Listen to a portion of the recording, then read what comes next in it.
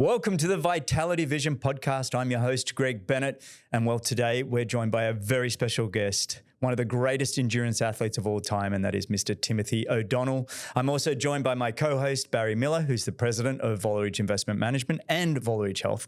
And we take a deep dive into Tim's incredible career and, more importantly, his absolute resilience in overcoming some of the most incredible adversities that you could ever imagine, and just some really epic stories. We do segue a little bit. We go down some rabbit holes, but we always come back. And we finish the episode with some really great illustrations around data science and health and proactive health. It's an episode you don't want to miss. It's one of the all-time best I think we've recorded here. Cheers.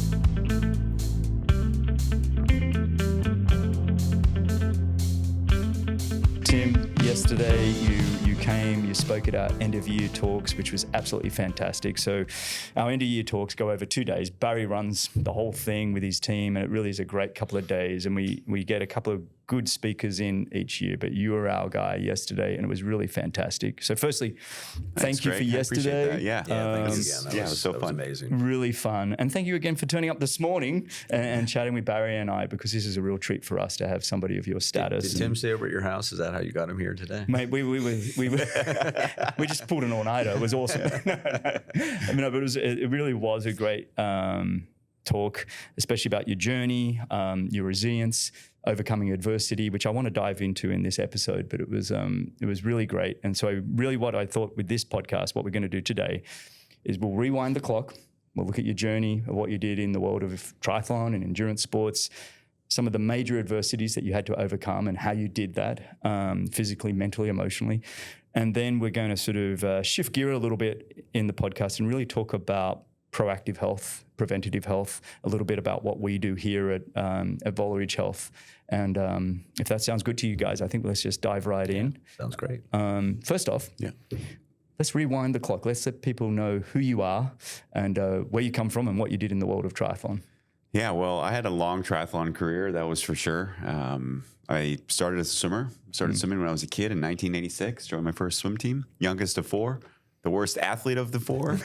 And I grew up taking my licks from my older brothers, and they hardened me, you know, they really hardened me. Yeah. Eventually I got better, started swimming pretty well, got recruited to swim at the United States Naval Academy, and who subsequently my older brother Thomas was a senior there my freshman year. And Thomas really was, I kind of just looked up to him and did everything that he did, and I just tried to do it a little bit better. And I think that worked pretty well for me. In fact, he didn't make the swim team at the academy. He walked on, got cut, and he found triathlon. So I remember my freshman year, he actually came into my room, and as a plebe or as a freshman, the upper class gives you an order. You know, they ask you to do something, it's an order. So he came in, he's like, "You're trying out for the triathlon." Even team. From your brother. That's great. And I said, "I'm not. I'm a swimmer." You may remember when you were a swimmer. I made it. I made it. Yeah. Remember the thing you couldn't do? Yeah. So he's like, "That's an order." And so I didn't have a bike. He let me borrow his bike. And as, the juniors at all the academies, they get it's called a career starter loan. So you get like a $25,000 loan at like 1% interest. That's cool. And most of the midshipmen or cadets at the other academies go and buy like a fancy sports car. And my brother bought a really nice triathlon bike. It wasn't that much, but he invested the rest, but he spent thousands of dollars on this really nice triathlon bike, and he gave it to me to use on the tryout. And I didn't know how to really ride a bike properly. And I'm hitting potholes, and I dropped the chain. And I've never ridden a carbon bike, and I scraped a couple layers of carbon off of the frame. And then I was hitting potholes in the aero bars, and I stripped all the bolts out of the aero bars. So I come in at the tryout, and this bike is falling apart, and his aero bars are dangling from the bar, and he's just about to cry. And he's like, "What did you do?" He's like, "Just go run. I'm like, "Okay." So I made the team, and then I kind of straddled swimming and triathlon for my freshman and sophomore year. And then at the end of my sophomore year, I actually had a breakout championship season. I swam faster than I'd ever done before. And I kind of got the attention of the swim coaches. And they're like, "Yes, this is awesome." But I also went and did the collegiate national championship just because I kind of had to. I needed X number of races to stay on the team. And very little training. I think I ended up 11th. But I was the top guy on the Navy team. And I thought to myself, maybe this is where I need to go next. You know, even though I'm at the top of my game in swimming, even though I just got where I really wanted to be, I had this feeling that my potential is higher over here. So I took that leap, and it was a leap of faith and a bet on myself. And it started my whole triathlon career. So you guys have been at the top of that sport. When did your paths cross? That's a good question, actually.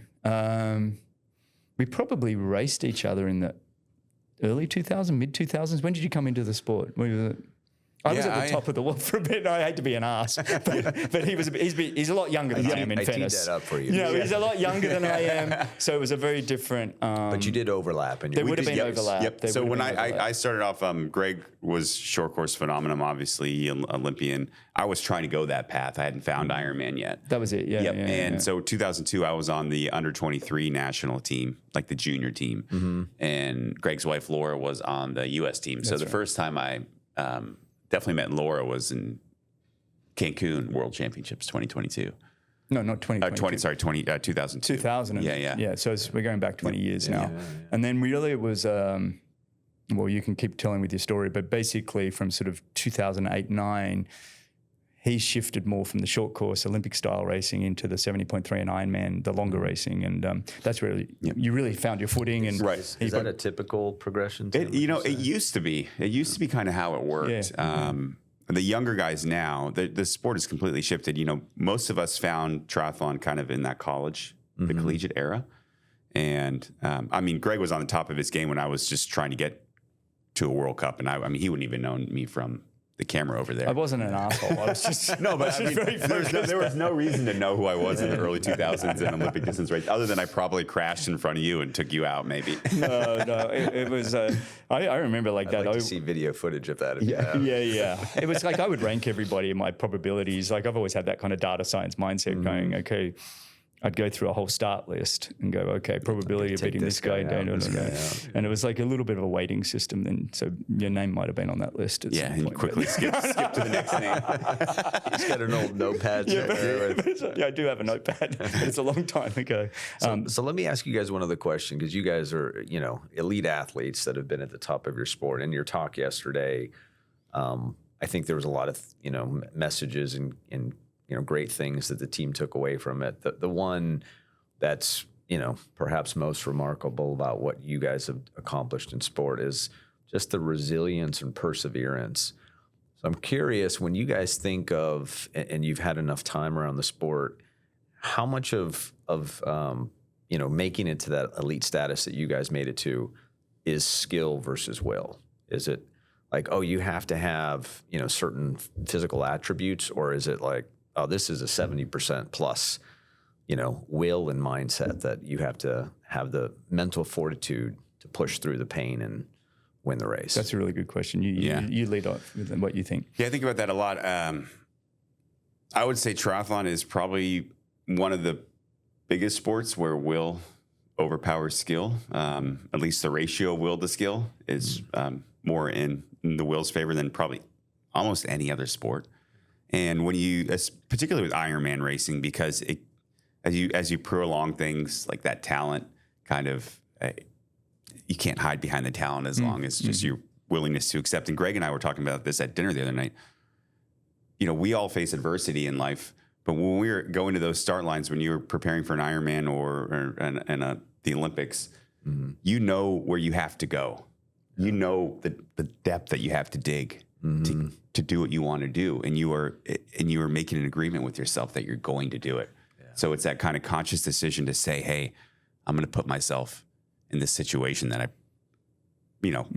you don't really want to be in. Like it's the most alive you'll ever feel. Yeah. Well, you get it even when you're working out in the CrossFit and when you really challenge yourself. Sure. And I'm sure you come home and it's like the body responds in a way that, one, you overcame a massive challenge. Like there's a real reward in doing something tough and overcoming it and putting yourself in those environments. And then on the back end, you get this sense of, all right, life's going to be all right. And I think with us, like to your point, turning up and going, helicopters flying overhead, the national anthems just played, 75 guys on a start line shoulder width apart.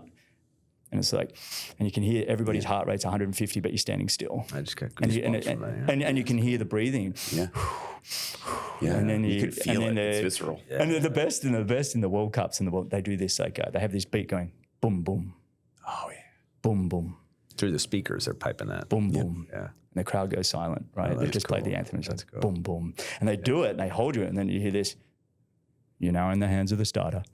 Like, and it's on, and it's like the nerves go, and you're racing, and that's we were talking about it. I said to him, "How lucky that you're on the speaking tour because you get to have that feeling again of the boom boom."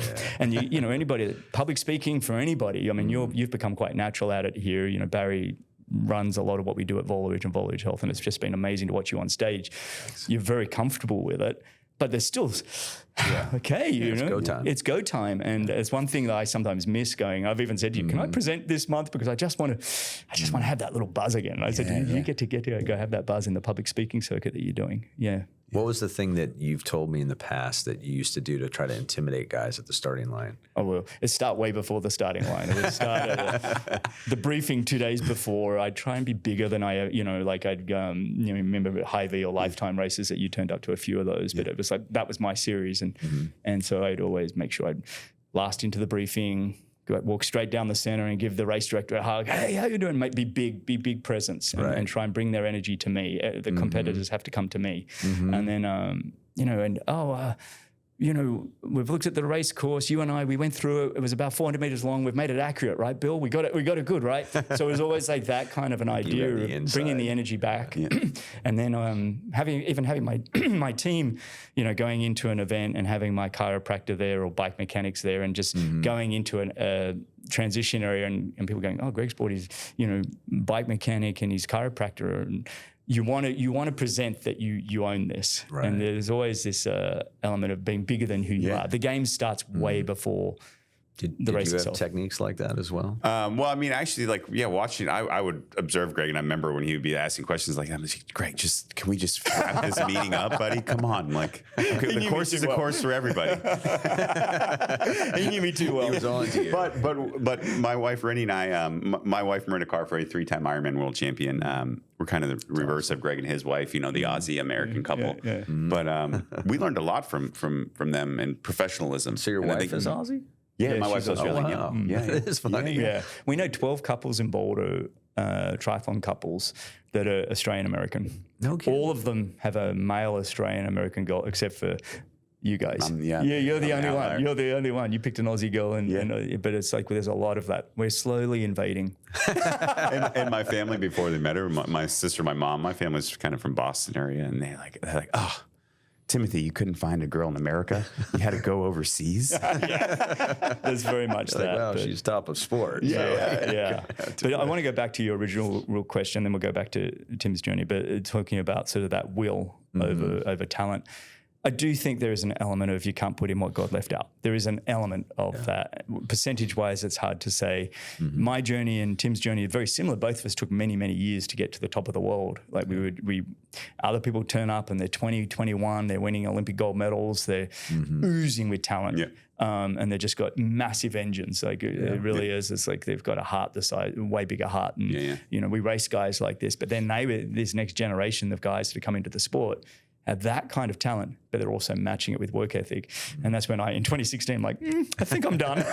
Because it became, I'm talented. Like even when I did some talent testing in Australia before the 2000 Olympics, they tested all the athletes in 94, 95. And they said, Greg, we want to put you down in Adelaide with the cycling team. And that's, you've got my VO2 was like in the low 80s as a sort of a 20-year-old, which is pretty high. Yeah. And so I had some talent, but now this next group are just unbelievable. Yeah, I mean, I couldn't get a top 10 in a World Cup when I was racing short course, but then I could beat a 2-time Olympic gold medalist in an Ironman. In an Ironman. Right? Yeah, that's a good example. And a lot of that's like knowing what your skill set is too, right? Like I knew I was a diesel engine, and my running got really good like 2009 after I got out of the Navy, and I kind of transitioned to Ironman 70.3s and Ironmans, and I had a very legitimate shot at making the U.S. Olympic team in 2012, but I knew that I didn't have the talent to run a 10K fast enough to make a medal. It just like that's there was a physiological limit for me. Yeah, the medals in 2012. The medals in 2012 went to Alistair Brownlee, who ran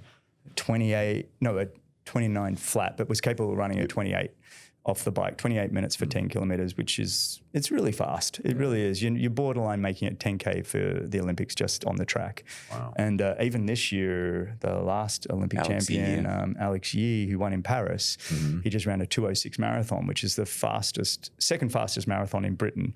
So the talent that's coming in the world of triathlon has changed it. So anyway. Well, I just want to add to that. I really think it is, development is happening so much earlier in life for these kids in the sport. They're specializing in triathlon. So when I first got to the Naval Academy at 18 or 19 years old, I could barely break 6 minutes in a mile, like all out. I remember the test, the first week at like boot camp or plebe summer. I could barely, I crushed myself to break 6 minutes. And then I ended up having to run with all the cross country runners for the rest of the summer and just destroyed myself. Yeah. But these kids now, like, they are starting triathlon at 12, 13, 14. Yeah. And so they have those years, whatever 5-7 years you want to say it takes to get really good at something. They have those years when they're younger, and then they can really, they have a young man's body and mitochondria that they can push and recover. Yeah. So, I mean, it's amazing to watch. It's really like fun to watch this next generation. It is. Right? Like everything's getting pulled forward. I was talking to a friend the other day, and they said that their 3-year-old is doing Brazilian jiu-jitsu because he knows I do jiu-jitsu. And we were talking about, I was like, 3 years old, I can do jiu-jitsu. Isn't that just wrestling with dad? Is that actually learning techniques now? So I got my 5-year-old, he's in big time in martial arts, predominantly karate, but they're doing jiu-jitsu and they're doing all kinds of weapons and stuff. They're doing nunchucks. Really? Yeah. So I'm going to sign up. I haven't told you that, but I'm signing up to do they have an adult class. Oh yeah, you got to do it. Which I did with a bunch of mums last week. Anyway, I digress. Yeah, that's another podcast, let's Greg. Get back to that's another podcast. That's for your therapist, Greg.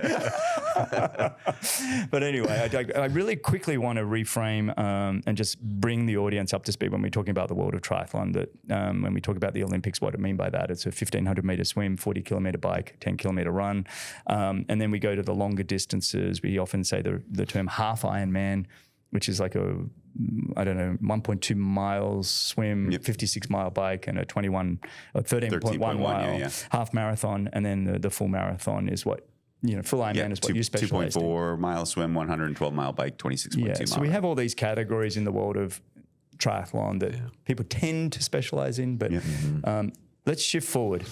Your career, you leave the Naval Academy, you give short course a really good go. You were on It was an okay go, Greg. It was a good go for your talent. It was a good go for where you were with talent. But what I love about this world, and especially your kind of what you did, is rather than going, throwing your hands up, I didn't make it to the Olympics, which was a bit of a thing for people wanting to do. But you shifted that gear and you said, well, what am I good at? And you got to know yourself and you went all in on Ironman, which is a tough, long day. And I think you said in your talk yesterday, most likely the single hardest day sport there is in the world. Like it's like on the one day to turn up. Single day endurance event. It really is. And is there anything that compares to it, you think? I'm sure if you talk to ultra marathoners or ultra cyclists or there's events around the world that people like to hammer themselves and they make up all sorts of events. I think in terms of a consistently long event from 1978 or whatever it is that started in Hawaii, and it's just kept going and it's become a bit of a household thing. I think Hawaii is it. And the challenge to have to shift from different sports too is it's an interesting challenge. Yeah, but you started your first Hawaii. When we talk about Hawaii, by the way, that's the World Championships. Is really difficult to qualify for. It's really difficult.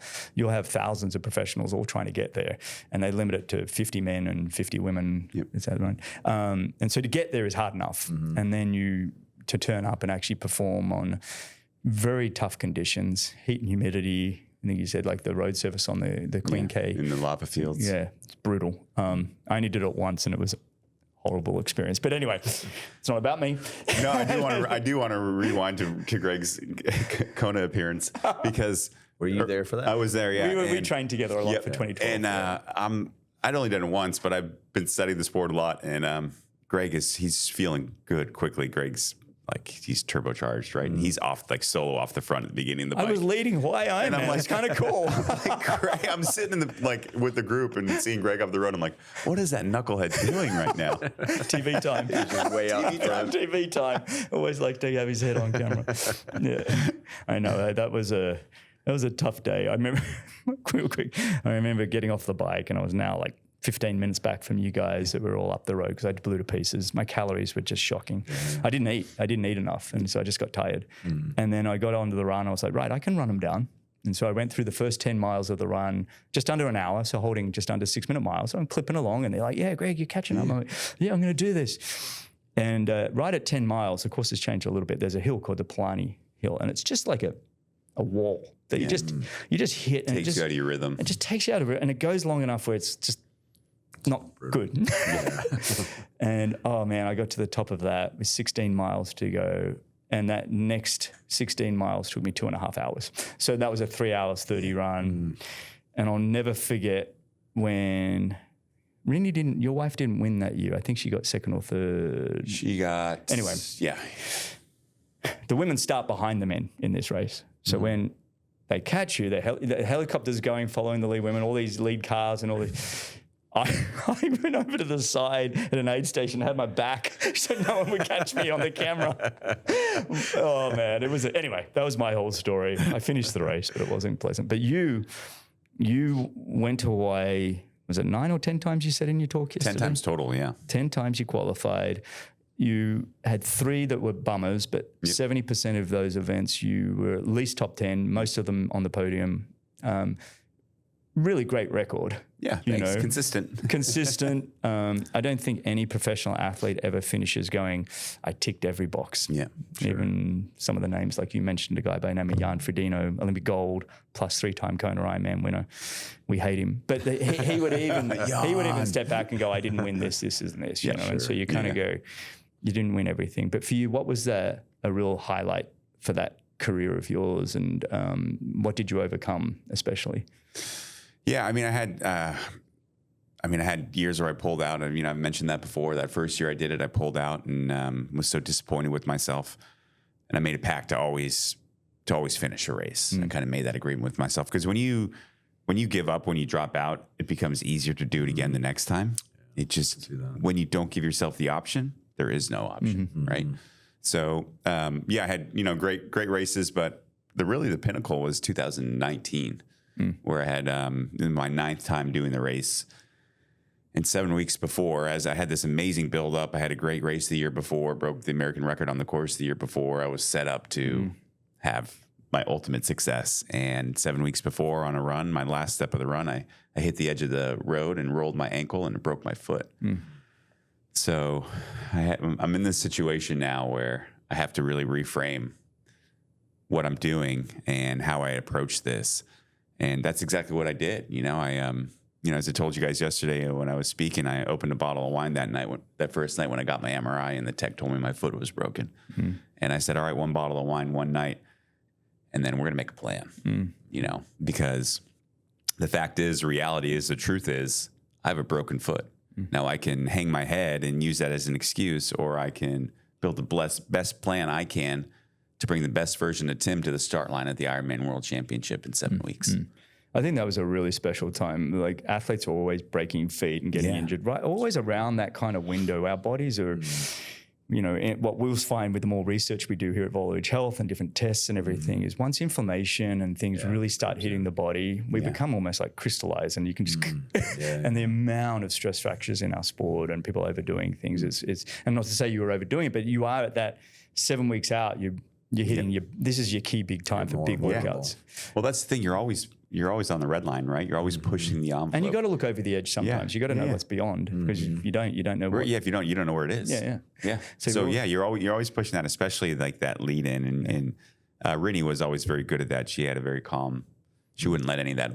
It gets to a lot of athletes, that pressure, right? And then they feel like they have to do more and more. I remember the first time I got on the podium, I was working with Mark Allen, 6-time Ironman World Champion.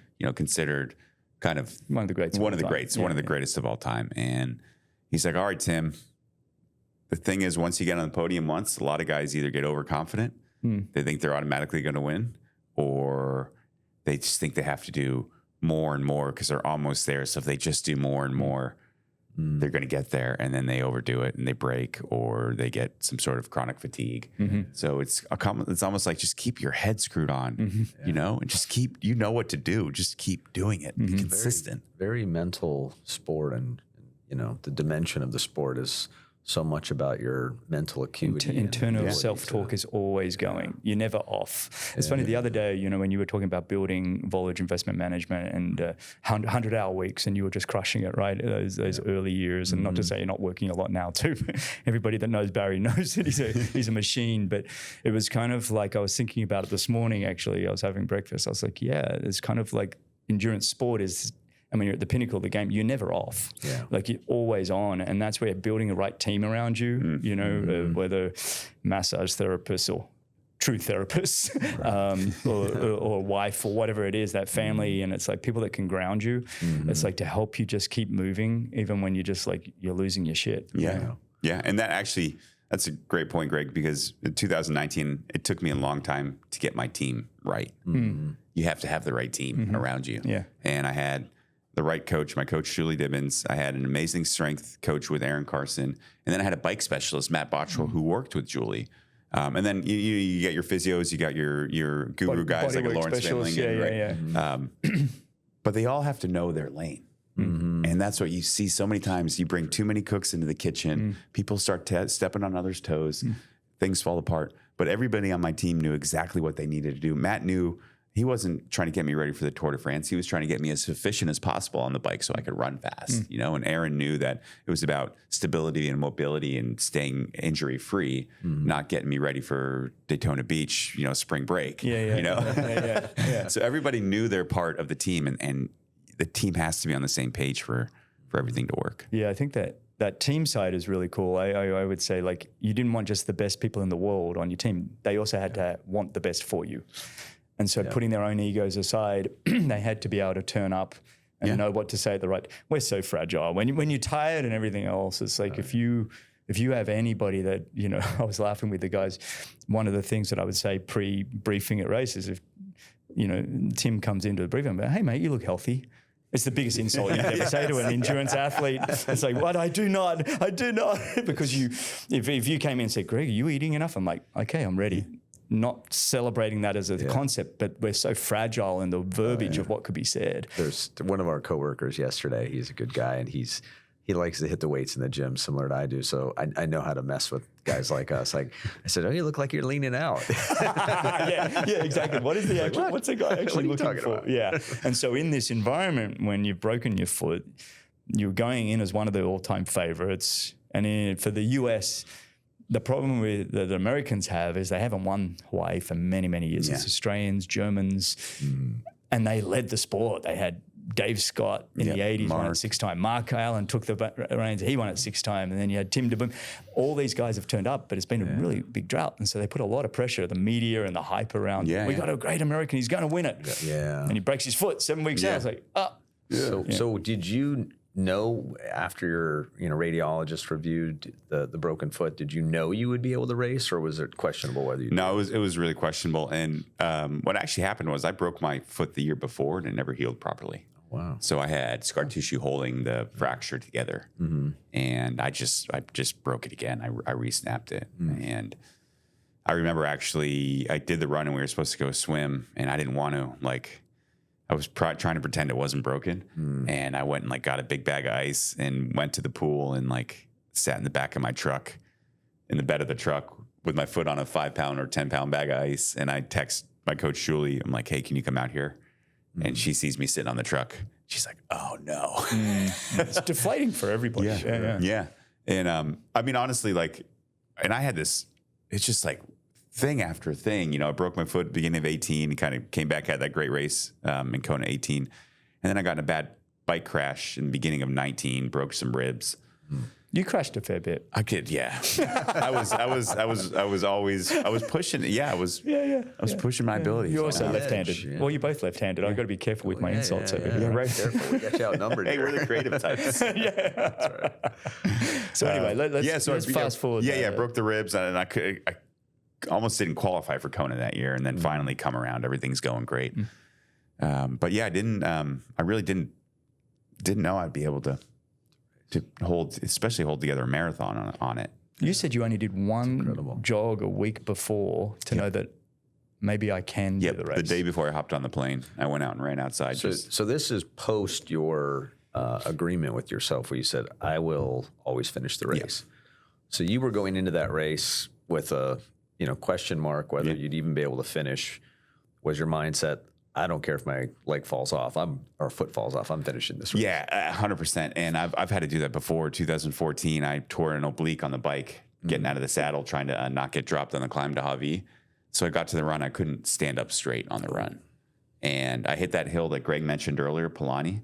And Palani is also right by the finish line. So you from Palani 10 miles in, you do go 8 miles out on the Queen K Highway and come back. So I went out walking away from the finish line knowing that I was going to walk to this finish line because I wasn't dropping out. Wow. And subsequently, NBC, of course, catches the moment my wife is passing me as she's about to take the lead and win the women's race. And this is hard too, cool. when you are a couple doing races, you're having a miserable time and you need your time to be down. You need your time to, when you recognize in businesses, sometimes you need a moment to be pissed off and angry and disappointed. But when your wife goes and wins a world title next to you, you don't get that chance. You have to celebrate with that person then and there. So then you got to find a time that I can just go hide in a corner and kick a box or whatever you're going to do. And so that year, Rinny came back, was one of the greatest wins ever. She was down 14 and a half minutes on the run. She came back to win. Break the course record, break the run course record. That's awesome. And of course, pass her husband as he's walking to the finish line. But there was a song that was really popular. Did she tap you on the butt or something? She didn't even. I think she maybe spit in my direction. Disgusted, absolutely disgusted. Help out the household. No, she was so focused. Literally, Daniela was right up the road. So she was about to pass her and take the lead. She was in the zone. Like there was one thing that she had on her mind, and it was winning that race. But there was a song that was popular, and they played it at the awards banquet, and that this is going to be the best day of our lives. Yeah. And I hated that song so much. I couldn't listen to that song for years. I would turn it off, and Rennie would just start laughing. I'd be like, turn that song off. Yeah. But I had a mindset shifter, and I'm like, you know what? I'm going to just embrace that because even the failures are a big part of our journey and our progress towards a better version of ourselves. Absolutely. And you have to own it, and you just have to make it part of who you are because that doesn't go away. It's something that happened, and you just build off of it. Yeah. Let's come back to 2019. Take us up to that race, 2019. No, it's good. These stories are great. But 2019, broken foot, now you're on the start line. Did anybody know? Had you told anybody about your broken foot? Or you just said, I'm going to keep it? I told my good buddy Greg. Yeah, and I announced it to the world. He told everybody else. Yeah. So this is actually really funny because as Greg was playing mental games on my behalf. And I remember you said, I think you told the other guys, he's like, oh yeah, don't worry about Tim. He's, he didn't even put running shoes in transition. Yeah. Play the game, always playing the game. He's playing the game for me. Yeah. But yeah, I really kept it a secret. I didn't want it to be an excuse. Yeah. If I didn't have a great race, I'm not going to go throw an excuse out there. I made the decision to start, given my circumstances, given my truths, and it is what it is. So I just went out there, and actually, honestly, I had a really good feeling. I'm like, something felt different. Like I was actually really excited because I had all that pressure that Greg talked about, being the American that had to win, and internal pressure of being 39, wanting to finally win this race. I just pushed it all aside. I was just so happy. Now you were free to play. Yeah, I was free to play and just open up my heart. As Lawrence Van Lingen, who's kind of my bodywork run guy, he's like, Tim, just open your heart out there. Show them what you have. You have nothing to lose. Let it go, as he said, Frozen. He's like, I know you got a daughter. I said, let it go, Tim. Dylan, I'm producer. We're going to need all these musical soundtracks in the back of this episode. Right. But you turned up to the race and you delivered, like you mentioned in the talk yesterday, because of your broken foot, you were able to really focus on the swim to begin with and really make sure you're out of the develop a weapon. Yeah. And then you were able to spend more time on the bike once you were able to get on the bike and really develop that without the fatigue of doing the run workout, which was really cool. And so you were going, well, hang on, my swim and bike are going to be another level here. I might be able to do something. Yeah. So there we are. I'm great swim, great bike. I'm on a 3-man breakaway at the front of the race with Jan, as we mentioned, and Alistair Brownlee, I believe we mentioned. So we got 3 gold medals up there. None of them are mine. Yeah. But, great company. Yeah, it was great company. We were putting time or holding time on. I actually remember Jan. I was on the front for a good chunk of that, and I finally turned around and yelled at the guys. I'm like, "Hey, somebody come help!" Which I should not have done that in hindsight, because I was yelling at they the were screen happy when you were doing that. Going, yeah, just focus. Yes, yeah. Well, they were happy with the pace I was doing. We weren't losing time, and I was comfortable in my rhythm. And then I do that, and Jan comes around and he's like, "Oh yeah, hey, we're actually doing pretty good." You know, kind of like Greg. He's like that, like, "Oh yeah, you know, you're not as bad as maybe I thought you were." Like, you know what I'm saying? Like that mind game. He's like, "No, you're actually holding them off." You're actually doing okay, young man. Yeah, he's like, "Yeah, not bad." And I actually, when I look back, I'm pretty sure he was twiddling his thumbs, looking out over the ocean. I'm like, this guy. Yeah. But he went on then and just kind of like he basically attacked.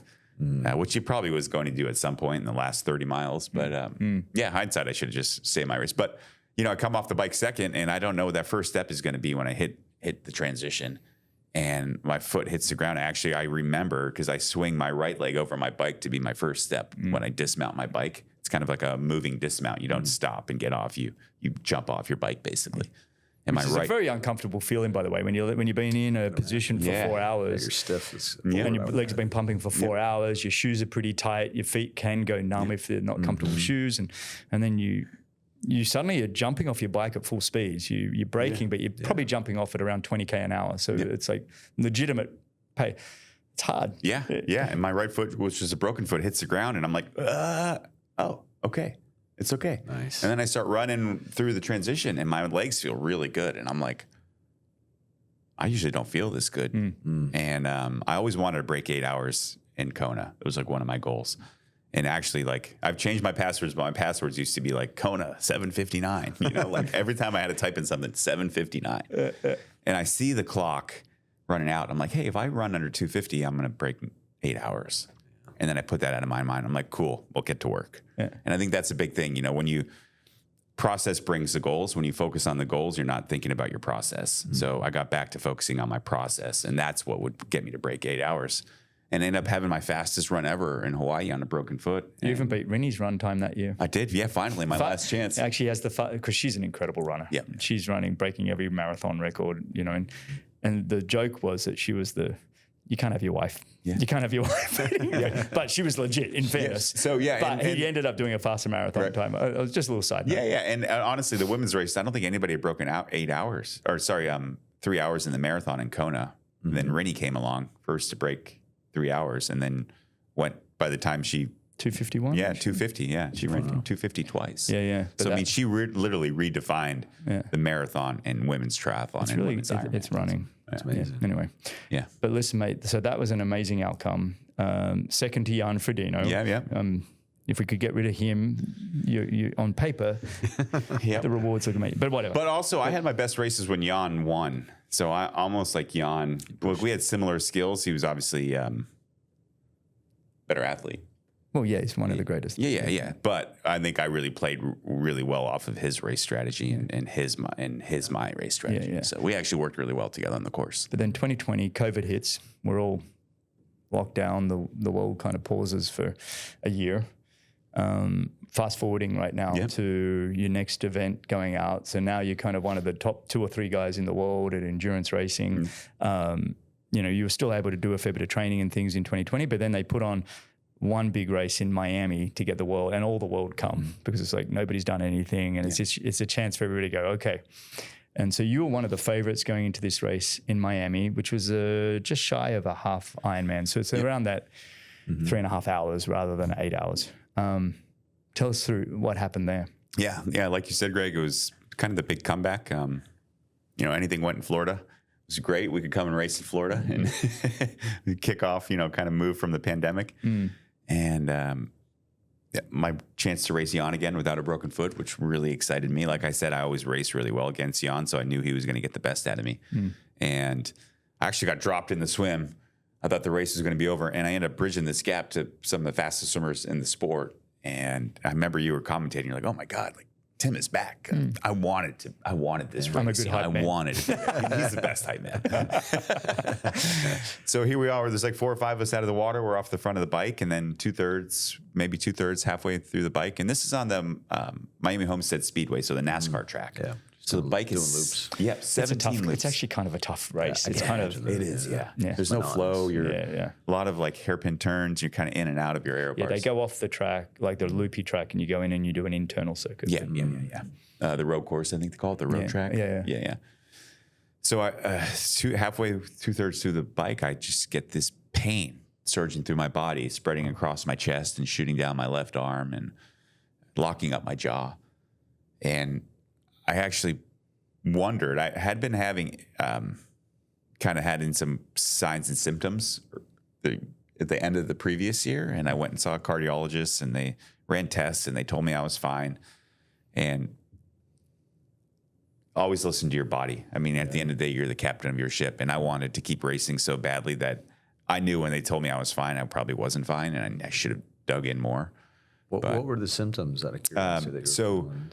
Had a lot of heart palpitations. And this all came off of, and this is just my, this is not a medical diagnosis or anything, but we came back from training in Australia in like the end of February 2020. And we got really sick the week before. And I remember we were in customs in San Fran or LA, and all the flights from Asia were there, and people were hacking, and we were looking at each other like, oh man, like we knew like we're gonna get this COVID thing, and still people didn't really know what it was. And I got really sick, and I didn't know any better. Now we know with myocarditis and the inflammation of the heart, you need to train zone 2 for a while after having COVID. And I got right back into training. And in that period where I got right back into training, I remember doing a flip turn and starting to feel this flutter, this palpitation in my heart. I'm like, what is that? And then like driving home from the pool, I would feel it. And then tightness in the chest and like hard to breathe on a lot of my training sessions. So I was dealing with this kind of all through 2020, and the doctors were telling me, oh, no, you're okay. But it's also a point, and you get it in your background in CrossFit, you get used to pain and switching and going, no, my job is to turn off signals, turn off signals. Pressure through it. Was this a different kind of pain than you've typically experienced though in endurance sport? Like, was this something that you were like, oh, this is acute in different ways, or? It definitely was. There was confusion too, because a lot of those symptoms, like the difficulty breathing and things like that, are also signs of long COVID. So there was a lot of noise out there, a lot of reasons for me to say this isn't what it's really is. So I can kind of try to keep doing what I'm doing. But yeah, I mean, going back to that race when I felt that pain and through my chest, and I knew those were heart attack signs and symptoms. Like everybody knows left arm. Like that shooting pain down left arm, your left arm locking up. I'm just learning for the first time. Okay, well, everybody should know that. Okay, let's get that out to the world. Thank you. Yes, like that spreading across your chest. Left arm shooting pain, left side of your jaw. Did you have a lot of numbness as well, in addition to the pain, or was it? I actually didn't. But I had that tightness in the chest. Also, if it feels like an elephant is sitting on your chest, that's another. Yeah, but that's like an asthma attack, or did you have asthma? I did have asthma. Yeah, I do have asthma. Yeah. But that's a different. That's more of a respiratory. Yeah. That just think of that like kind of compression feeling, like the elephant on your chest. Where. But you kept racing. I kept racing because I looked down on my Garmin and going almost 30 miles an hour, pushing well over 300 watts. And I'm like, there's no way I'm having a heart attack, and I'm still at the front of this race with the best guys in the world. There's no way. And then didn't add up to you. Huh? Didn't add up. I mean, I knew it hit different, like you said, Barry. It wasn't the normal like race like fatigue, right? And so I kept going, and it got worse and worse. And then I didn't really know where I was. I got off the bike a lap early when. I was standing in transit. I'm like, dude, what are you doing? Greg, I don't care if you're having a heart attack. Get back on the bike. I was doing on-ground commentary, which I wasn't. Yeah, and actually, you should pull up the commentary because Greg's like, well, he's like, actually, this is something Tim would do. You guys having a heart attack? I know. This guy's a fool. Classic T.O. It actually was. But then you went off and you finished the race. Finished 11th. I was so upset because I was paid top 10. I missed the paycheck. I wasn't anywhere near Jan. No. But then even this gets better. So we're in Miami, and I'm like, all right, mate, well, you're down here in Miami. Haven't seen you for a year and a half. We're heading out. Let's go. And he's always a yes man. Like, he's a good guy for going out. And he gives me some weak excuse, like I'm not feeling well. I'm like, and so as you do, you call these bluff. You know, whatever. You say shit down. And then I let it go. I drive home. I didn't even hear about you. And your mate took you to hospital. Yeah. Yeah. And actually, people I was still on the race site, and Bill Christie, who owns the race, actually had like a bottle of 30-year Macallan open. And he was giving me shit for not drinking it. I should have. It's a blood thinner, right? I'm like, I can't, Bill, I can't. So I call my wife. She's like, call our doctor. I call our doctor, and he's like, Tim, you take aspirin, you get to the hospital right now. And luckily, Bill had aspirin, and you know, they got me to the hospital. But I couldn't stand up. I was vomiting at this point. It just kept getting worse and worse. And yeah, it turns out I had a widowmaker heart attack on that bike, which, you know, they call it widowmaker because it's 88%. Fatality rate, you know, 88% of the people that suffer one. Is it normal to have it at your age? Like at the time, were you about 40, 41? 40, yeah, 41, I guess. Not even, 40. Is that normal, or is that, does the widowmaker or these heart attacks? Probably on the younger side. It's on the younger side for sure. Yeah. So it's probably 50s, earlier, you know, would still be on the earlier side, 60s, 70s. Well, so we've talked about, I kind of see 50s and 60s as our sniper alley. It's like you know, you get hit by those things. But has anyone ever finished or even had something like this happen during an endurance race like you guys have competed in that you're aware of? Not usually to tell the story. There's been a lot of, you know, the sport, a lot of people turn up underprepared. So we do lose a lot of people in the swim for sure. There's been quite a fatality. I don't want to speak out of turn, but it's probably a fatality once every couple of years.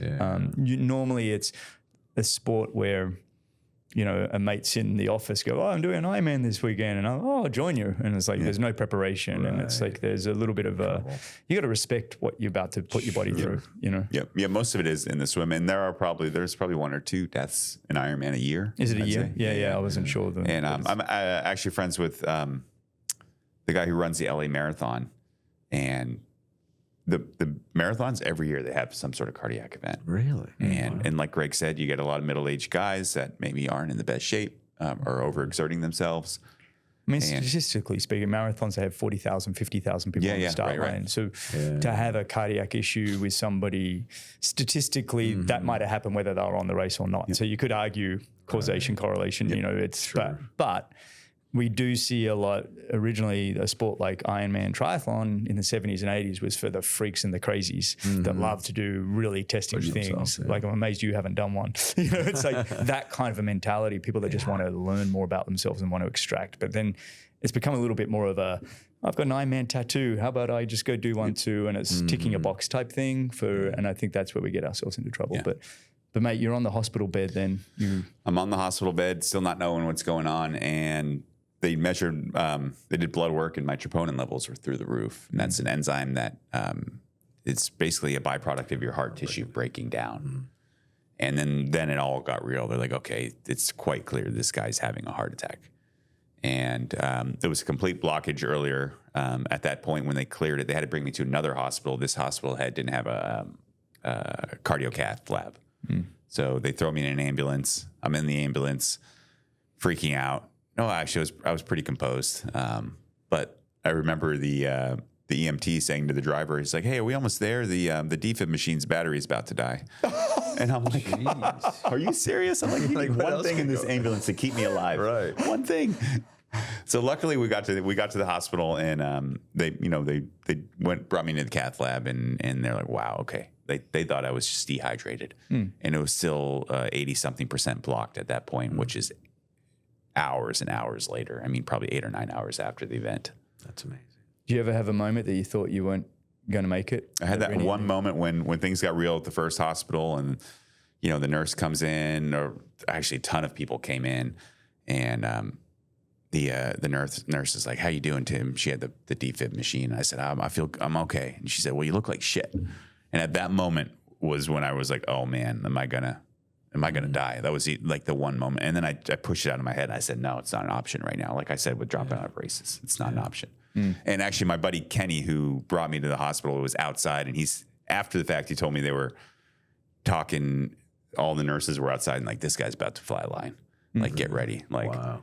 So he's in the hallway, like, "Oh my God, what's happening?" You know, like, so they're waiting for me to fly line. Crazy. It's insane. Yeah. Did you call Rinny during this time? Did she know what was going on? Kenny was in contact with Rinny. Yeah. So, mate, you have the heart attack. Yeah. Did you have any family history? Did you know anything about, like, as your dad or mom or? So nothing immediate with my parents or that I knew about. As I mentioned yesterday, I started digging into it after the fact, and my dad had done a lot of genetic testing, and it turns out coronary artery disease, which is specifically what I had. Now, there's different types of like, you could call it a heart attack, but there's cardiac arrest where there's electrical issues. This was an MI, myocardial infarction, which is when an artery burst, gets filled with plaque, and then causes a block. So think of like this heart attack was a plumbing issue. There's electrical issue, cardiac arrest things. So I had an MI, and it turns out, which is cardiovascular disease, and that cardiovascular disease was rampant through my dad's side of my family, except that one guy. But he did mention one guy yesterday who was in Boston, fell off a train platform and got hit by a train. Yeah. So this was in our family records. He could have fallen off the train track because he was having a heart attack. We don't know. Yeah, or it might have been McAllen. Probably. You know, if he was in O'Donnell, it was probably McAllen.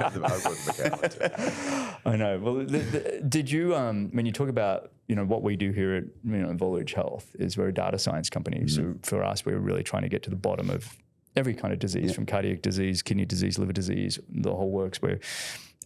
Have you, since this episode, looked at other biomarkers? From like what we've found when we look at cardiac risk. Is often looking at things like cystatin C and looking at the kidney, and is the kidney a precursor to heart issues?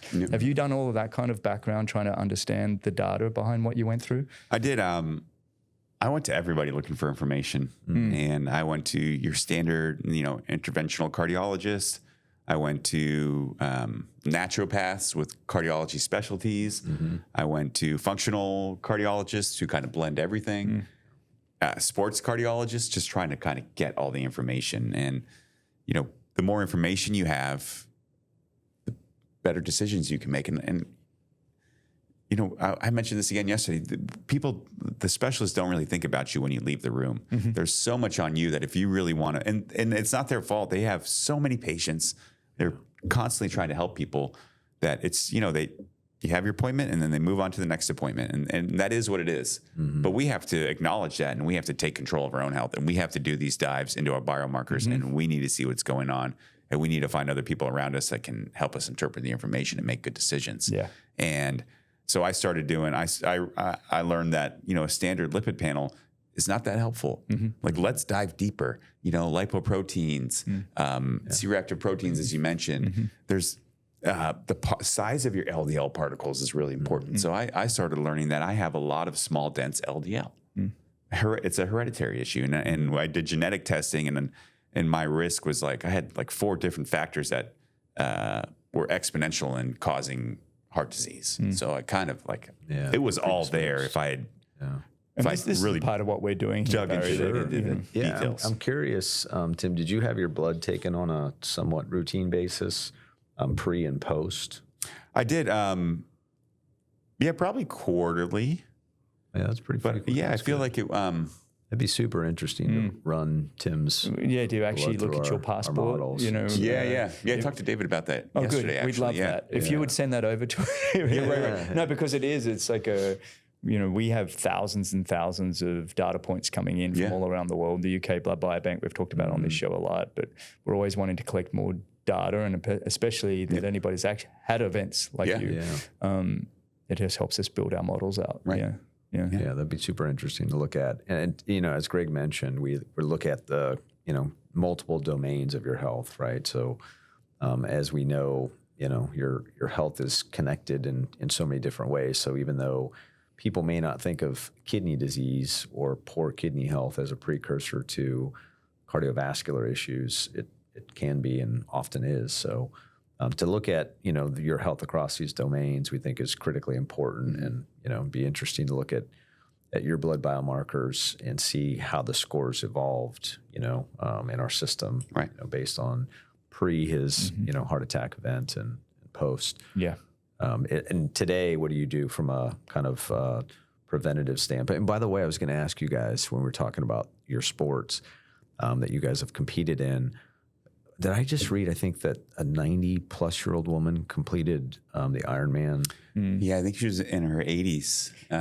She finished Kona. Yeah, the oldest female to ever. Female, but there's one old Japanese There's an guy. old Japanese guy. I think he was late 80s. I thought he was even 90 this year. Maybe? Yeah, and he's still I think cracking I saw on. something great. Yeah, it's a Japanese. Talk about longevity, huh? I know. Something you see yourself doing? Well, yeah. I mean, and Dr. Peter Tia talks about healthspan over lifespan, which I think is really important as well, right? Yeah, sure. Like it's not, I don't want to live to be 90. If you can't do the Yeah. things you love. Doing Ironmans at 90 is different than being alive at 90. Well, that's the Just whole being thing alive, about right? longevity versus health span. Yeah. It's like I was saying this to Laura this morning. Sometimes, like, I don't know, we're getting a bit older and you've pushed hard for a long, long time. You're like, the idea when I hear people in their 30s go, I'm going to live to 150, I'm like, I'm exhausted thinking about it. Like, I can't keep pushing at this level that I am, but I do want to have quality of life going forward, you know? But you guys mentioned something really important, and that's really looking at everything holistically. Holistically, looking at the absolutely. entire system. Like, Yep. because it's not just a heart problem. Like, everything is connected. Yeah. And your metabolic panel, which I'm sure you like, dive into your metabolic panel with your blood work, right? Because I mean, everything is a system of your mitochondrial function, you know? And if you're getting old and, you know, they're starting to not function as well, everything goes downstream, Yeah. right? And to your point about specialists, whether it's cardiologist, urologist, I mean, they're looking at, you know, the one area that they have the specialty in, and they're not necessarily focused on the broader holistic view, Yep. right? So we think that what we're doing can aid those types of individuals as well as, you know, let's call it general practitioners or functional medicine type doctors that are looking at the holistic view. But just to have that kind of quick understanding of what does Tim look like across all these different areas. Yeah. And I think that's going to be And just to key give a little bit of background while you're here, when we talk about Volage Health and what we're doing, we're a quantitative data science company. So we take data and then we create models to predict outcomes. And they've had tremendous success in the finance world doing this over time, over the last 15 years. And we've talked about it in past episodes. But I just want to bring you and your audience up to speed on the kind of the ability to sort of build algorithms and models and strategies for market outcomes, and taking that same team that have been doing that in the world of finance and bringing that into the world of health. And we're cracking open a lot of things that have never been actually explored to this level using data. And so a lot of what happens, whether you're, wherever you're getting your blood work or your physicians you're working with, a lot of that is based on what's been done for the last 50 years, 70 years, and what the physicians and clinicians have been trained on, which quite often is fairly heuristic in the sense of, well, what is it actually based on? Right. And I remember asking my wife, Laura, you know well, and she's very much into health and data and blah, blah, blah. And I remember asking her, we were sat at some traffic lights, and I said, Laura, you know, have you ever looked at, you know, your Quest ranges that you get and asked, where do they come from? Right. She's like, no. And I was like, oh, this is what we're doing here. We're taking a deep dive into the world of data and biomarkers and really trying to figure out how can we help people understand their own health going forward to make changes that they need to make changes. And I'd love to just get some insight from you guys. And Greg, we talked about this the other day. You know, there's so many kind of like testing options out there, right? And so many have so many proprietary, you know, scores or inner ages, you know, your age, health age, whatever you want to call it. Sure. But those numbers are different based off of what data you have and how you analyze it. So yeah, just like educate me a little bit on like, I know, like, tell me about how Volo does it Different versus the others. Right. Yeah. Barry, you want to take that one? Sure. Yeah. So today we're focused primarily on blood biomarkers as the key, you know, data elements for our models.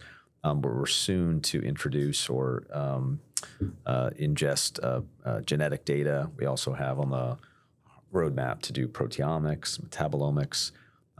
You know, the more the rule in data science, and you know, this is just a logical thought, is that the more data elements that you can put into the system, the more accurate your predictions and forecasts, right? So, so generally speaking, we want to have more things. But today, the database is, you and when we say blood biomarkers, there's also some physical measures, things like blood pressure, weight, waist, et cetera.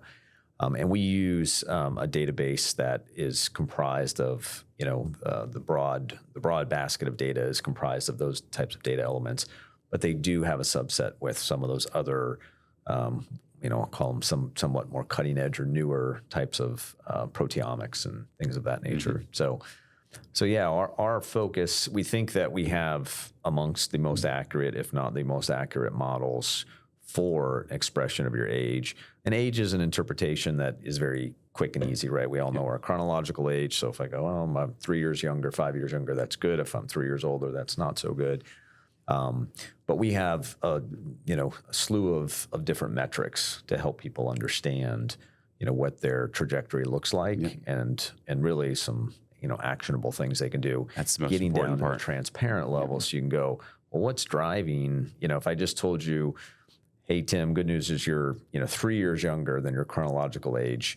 But if I don't give you the drivers and the transparency to understand why that is, you really don't know, well, how am I going to continue on that, pace or make it even better, right? So that's a key thing, is not just to have very sophisticated capability to build a model like this, but to give you the information to understand it. Can you share 2 days ago when you presented, and it was a really great illustration of your creatinine levels and your overall kidney health score, and it was a bit of a red flag for you on what you were doing with creatine. Can you just quickly share us that? Yeah, and this kind of is, I shared this with the team to showcase how our system can be used by, all of us on a daily or, frequent basis. And so, we all tinker with different things, whether it's supplementation, changes in our diet, exercise, medications, whatever the intervention is that, is something that you're doing differently. But we don't really have a tracking system to understand it. One of my favorite questions I ask, friends and family, and they say, hey, I'm thinking about taking this supplement, whether it's creatine or something else. And I said, well, what are you going to measure? And they'll typically go, what do you mean? And I'm like, well, you got to measure something, even if it's somewhat subjective, right? Even if it's how you feel, your mood, that's okay. But have a tracking system. So our system is essentially the tracking system for that. So I've been leveraging our system. I haven't taken creatine for over 10 years because I have an impaired kidney function on my left side from a kidney operation when I was a young boy. And so because of, we're all hearing about creatine almost, if you listen to any podcast, very hot right creatine, now. We were talking about yesterday. So How much many you take? prospective benefits people are touting. So I was like, well, let me give this a shot again. And now I have this system. Unlike in the past, I was just looking at my creatinine level as a byproduct of taking creatine and using that historically as my measurement of, is this a good trade-off, or is this damaging to my long-term health? So with a more sophisticated system and better trackability, I started taking 5 grams of creatine, which, as you probably know, Tim, is modestly low. Like a lot of people are taking 10 grams or more, but because of my impaired kidney function, I said, well, let me start this. Now, at the time, my kidney score in our system health score was a 201. 200 would be median. So kind of think of yourself as, you're doing about average for the population, and it's age, gender adjusted, right? So it's personalized for me. If you're a 30-year-old versus a 50-year-old versus a 70-year-old, obviously that median is going to reflect where you are in your lifetime. So I was, basically looking at a 200.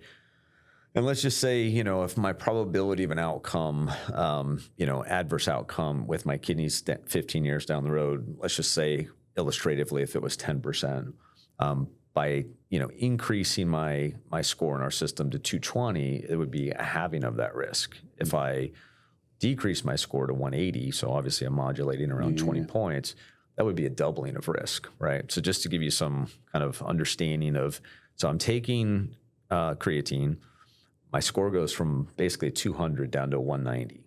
So not quite a doubling of risk, but obviously, 50% plus. So a very significant increase in my long-term health risks. However, I gained 4 pounds-ish of muscle mass. I was feeling cognitively sharp. So the short-term evidence, I was like, this is great. If I didn't have any kind of long-term health system or trajectory, I would have just probably gone, let's ramp this up. Let's take 10 grams. Yeah. I'm feeling, fine. So when I saw, my next blood test, with that adverse long-term health score, I said, well, let me think about this, whether I want to continue. So I continued for 2 more months, same dosage, 5 grams, had my blood test again, exact same score, right? So at that point, I'm going, this is not a great trade-off, right? So I decided I'm going to cut my dosage or discontinue it altogether. So I said, well, let me cut it down to 2.5 grams. And the result, my next blood test, my score went up to essentially 215. So, that is near a halving of risk from even before I started taking the supplement at all. So, this type of capability to, try different things and have a measurement system. Be your own N of one and be able to explore what really does work. Like you said, you can meet all these people, collect all of this data. So our goal here is really to have one place where you can put all of your data and you can learn about yourself. And you can actually learn, well, what are my biomarkers that need improving, or what things can I work on, what can't I work on? But what I love about Barry's story is if we said, how do you feel on creatine? He'd be like, amazing. I'm put on muscle, which he doesn't need any more muscle, but he was putting on more muscle. I'll take some of that muscle. He's remembering people's names. When I walk in his office, he wouldn't be like, hey, Greg. I'm like, hey. Like, bud. Yeah, bud. But it's like he puts all that aside because it's like, well, hang on, is it worth it for my long-term kidney health? And it's like, well, no, I can still do some, but I'm not going to do it as much. And so you start to be able to play with it. And look, that's one biomarker, and I'm sure you're getting more tests. You're going to keep exploring this because there can be other environmental things that can happen and all sorts of things. To your point, I mean, my creatinine level actually, was not great as I was taking creatine. But what happened is some of the other biomarkers that were as important, in some cases even more important, like cystatin C, it actually was not, deteriorating or I wasn't getting a worse reading. In fact, it got a little bit better at the lower dosage. So, our system has the sophistication to go, it's not just about one blood biomarker or one data point. It's about the relationship of all of these different data points. And that's something that, machines have the capability to interpret that. Let's face it, humans can't say, hey, if you give me 60 or let alone more biomarkers, I can think about the relationships of these biomarkers and what it means to your health, right? The system, properly done, can actually give you that interpretation. So that's the the foundational thing that we're doing. Yeah. So that's our big differentiator. That's the moat here. It's like I think the simplest way to put it is we're actually taking a really deep dive beyond the obvious, right. Which is, I think, the masses of platforms that you see, not to put down any one platform, but they're actually taking what's obvious and they're just repackaging it. It's there's nothing about what we're doing. We want to put health back into the individual's hand, or you can work with a physician if you want, but really break it down in a holistic approach. So it's with actionable items. With actionable items. Well, I mean, at the end of the day, we're going to become more and more into the interventions and actions of what we can suggest to people. And that's our own research team. We have a big research team that are going to be exploring what are the best interventions, what are the best actions, to improve certain scores. And that's an evolving process. We're a science company. So at the end of the day, science, we're always trying to just better ourselves, be better. I keep saying this to David. It's like our goal is to be better. We'll never be perfect, but we want to be better. And our goal for our consumer is to make their lives better, to improve life. I'm curious, what is the data point or set of data points that you track most frequently as a result of the event that you had? Do you check like your blood pressure? What are the things that are like your routine? I do. I have a home monitor blood pressure, but my blood pressure has actually always been really pretty solid. Good, yeah. Actually, like probably lower than, like I've never had high blood pressure at all. A lot of like ApoB, lipoprotein, C-reactive protein, that kind of stuff. I think inflammation, like anything tracking inflammation, is really critical. You said that yesterday with your kids, how you bring, somebody asked in the audience, what are you doing for your kids? And it's like, we're monitoring the sugars and the processed foods. And we've seen A1C, hemoglobin A1C, which is it looks at your last 2 to 3 months of sugar in your diet, is a big predictor. And we're looking at some of the current guys racing now are pushing 160, 200 grams of carbs an hour on the bike. Oh, wow. And when they test those numbers, they're pre-diabetic. Well, we've talked about this in the show. What is our long-term health? Yes, performance, but it's going to be interesting to see how that impacts long-term health. Yeah, we've talked about that a little bit on the show, and it's one of David's interests is actually getting athletes and how athletes do light up pre-diabetic. They're often around that 5.7 hemoglobin A1C. And I think mine was probably high the entire time. And you said in your talk yesterday, being super fit doesn't mean you're healthy. Right. Yeah. And I have a million stories on that. Like, you know, I come into a health company, oh, he's a healthy guy. I'm like, okay, you can employ me, but I'm not that. I got incredibly fit, and I knew how to live in a world of being uncomfortable. You know, you're very comfortable being uncomfortable for long periods of time, but that does not make you healthy. And I think what I've learned the most out of my work here with Barry and David and the team is actually health is. We need to look at long-term health, not just how do you feel today. What do you need to do? What are your biomarkers? And look, I'm a guy, so I compare my scores to Barry, and I just need to be a little bit better than him. But competition's good. Yeah. Right? But listen, real quick before I let you go, and I know you've got a plane to catch and everything, and you've sat here, you know, you have the heart attack, but typical you don't say that's the end of your career. You decide to give it another whack, but that must have been pretty scary to even go back out and start training.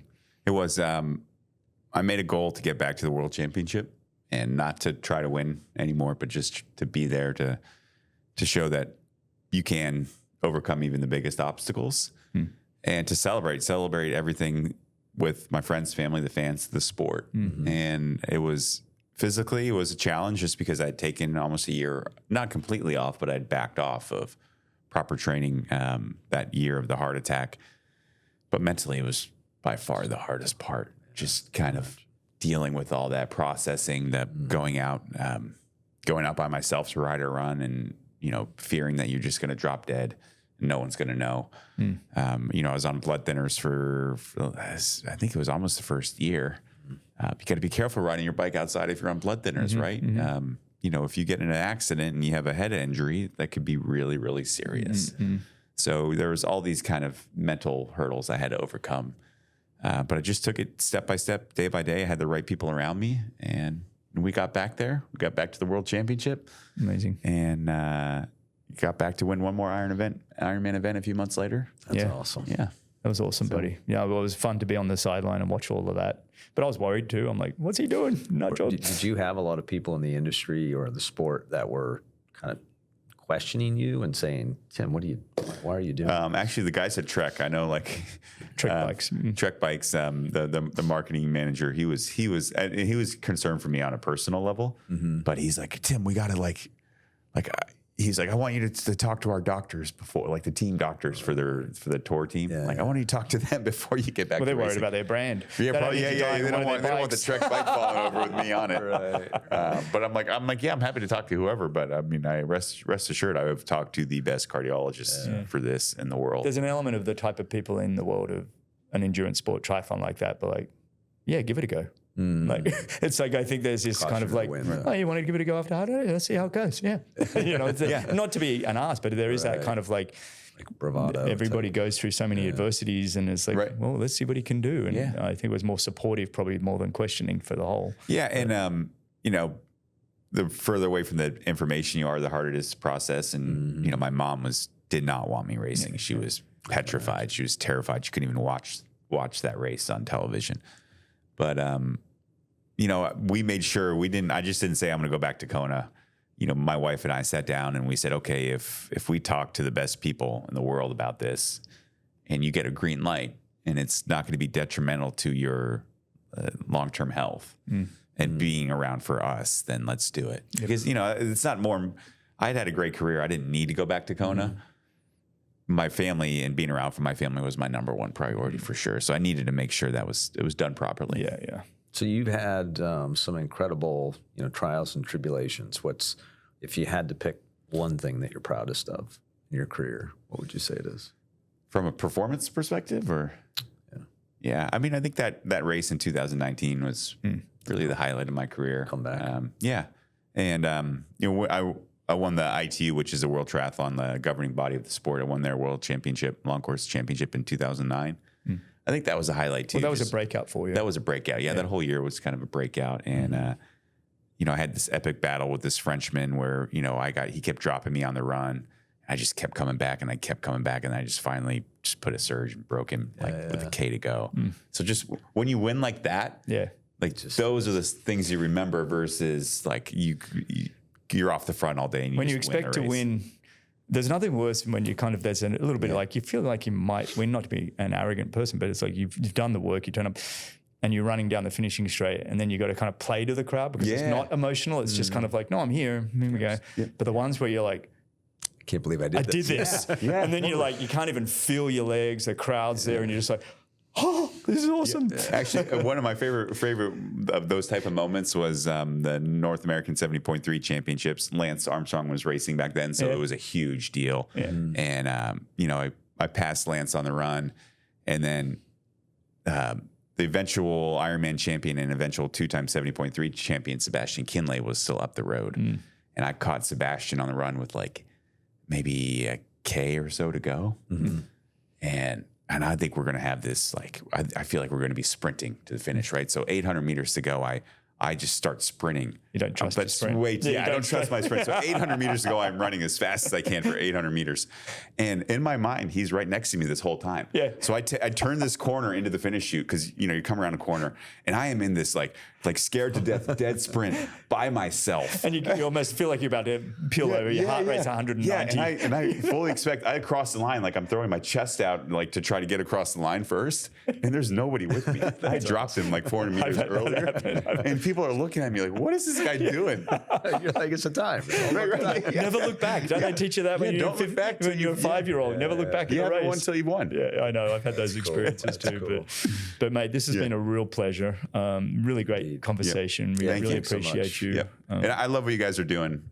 This is, I think you guys are going to make great changes for people, have great influence on people. Yeah, well, one person at a time, right? That's our kind of goal here. We do want to change the world, but one person at a time. And no model is perfect, but some are helpful. Sure. And at the fact that you guys, you know, are constantly bringing in more data and iterating and evolving to something better all the time, constantly improving is the way we need to go. You know, we can't just rest on our laurels and say we have these things and this is your health. No. What else can we bring into this equation? Absolutely. To get the total picture. So thank you guys. Yeah. Thank you, mate. It's been fantastic. Cheers. Thanks everybody for listening.